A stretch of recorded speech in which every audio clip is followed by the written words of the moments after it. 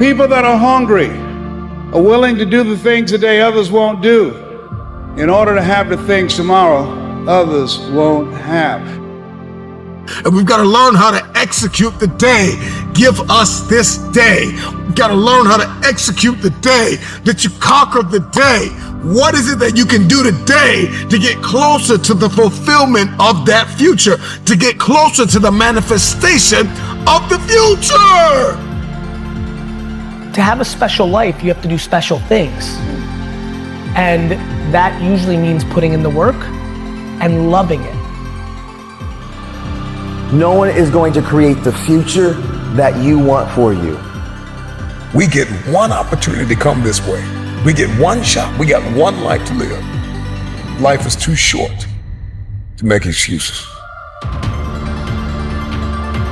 Everybody's got purpose, right? Everybody's got a dream. Everybody's got something they have to pass or achieve or become. But we are generationally programmed to love convenience. And the truth of the matter is, it is so convenient to make an excuse. I want to give you just a few things that you can do to help you to stop making excuses, to help you to stop habitually gravitating to the place called convenience. Number one, you got to stop comparing yourself to everybody else. Rule number one, kill the comparison game.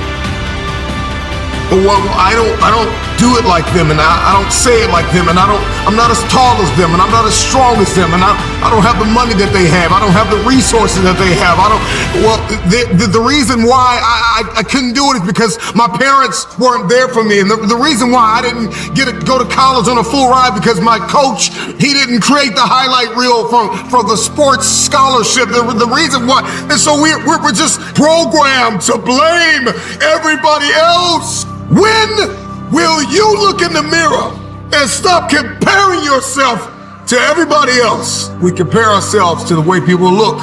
We compare our stories to their stories and our relationship to their relationship. Every single day, the excuses that we make are like a warm blanket pulled over us, covering up the underlying issue of fear, the spirit, the personality of fear. The truth is that the reason why you haven't done it is because you're afraid.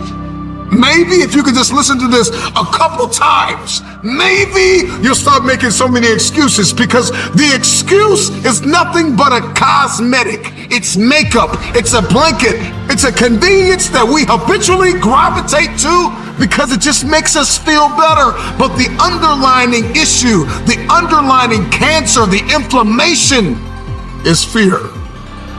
We're afraid. Turn your haters into your motivators. And never let anybody else's opinion be bigger than your own.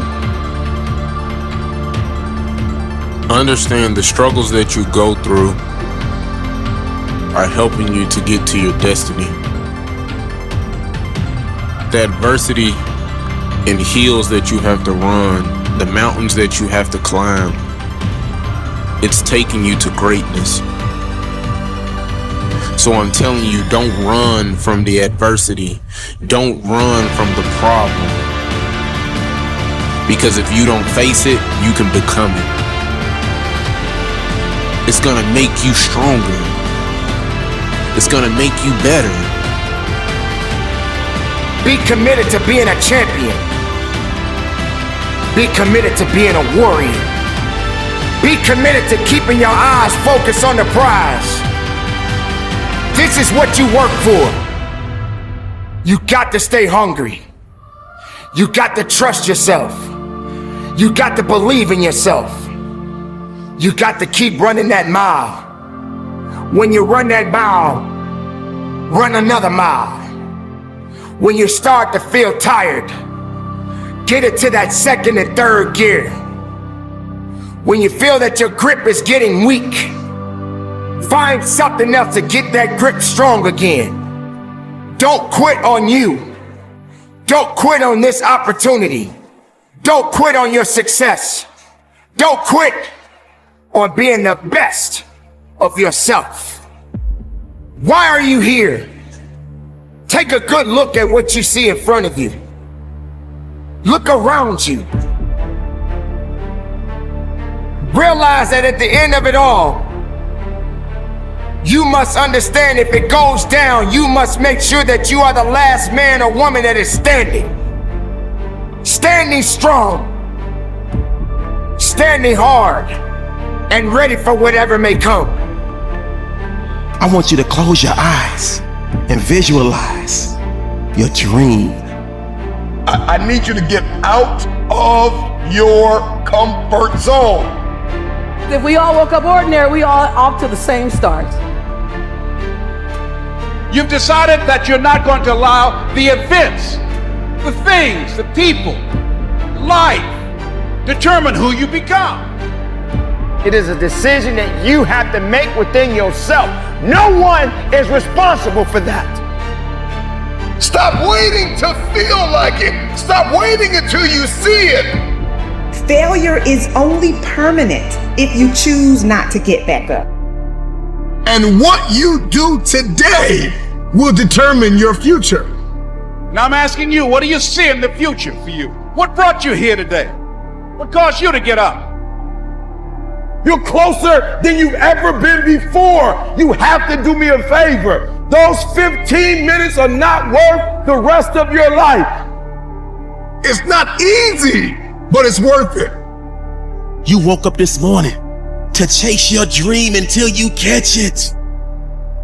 You're gonna have to sacrifice who you used to be. When you want to sleep, you have to wake up.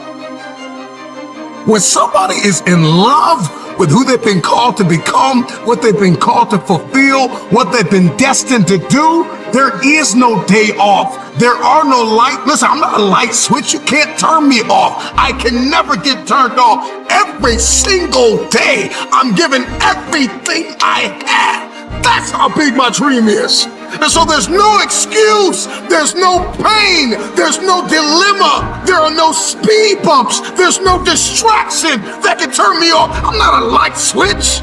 You can't turn me off. I want this thing every single day. Let the world see something they have never seen before in you. Let them witness something special, something unique. You're not done yet. Keep going. Keep fighting. Keep pushing. Keep breathing. Understand, this is the time, and this time is yours. Earn your keep. Earn your victory. And when you cross that finish line, look up to the heavens with your hands up high and take a deep breath, because you made it. If it's important to you, you're gonna find a way. You won't have to look for a resource. You will become resourceful. It's not always about the accomplishment. It's about the effort.